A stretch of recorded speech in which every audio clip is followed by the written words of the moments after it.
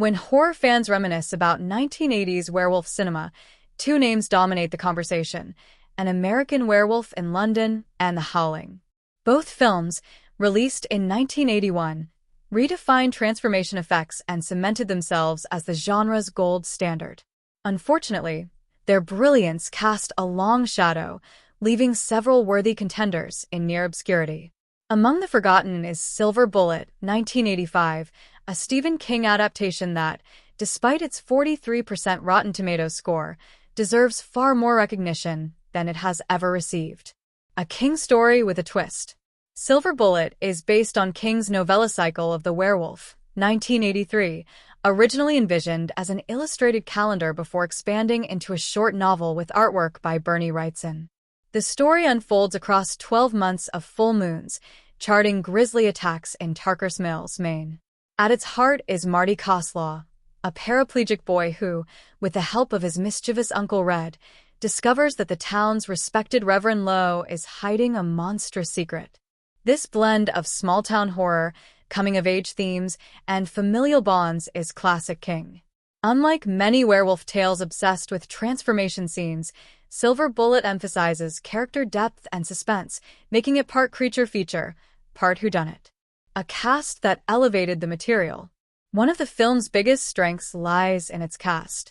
A young Corey Haim brings both vulnerability and resilience to Marty, while Everett McGill gives Reverend Lowe an unsettling duality as both spiritual guide and predator. The always unpredictable Gary Busey steals nearly every scene as Uncle Red, balancing comic relief with heartfelt support for his nephew.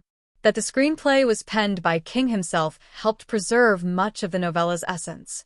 Though the film streamlined the story's unique monthly structure, the core remained intact: a tale of courage, family, and a boy's fight against an unimaginable evil. The critical cold shoulder. At release, Silver Bullet was dismissed by many critics.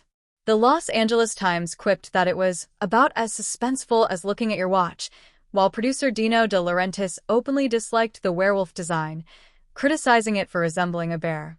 Yet even with these flaws, the film struck a chord with some. Roger Ebert, for example, awarded it a respectable 3 out of 4 stars. Its poor reception had less to do with its actual merits and more with timing.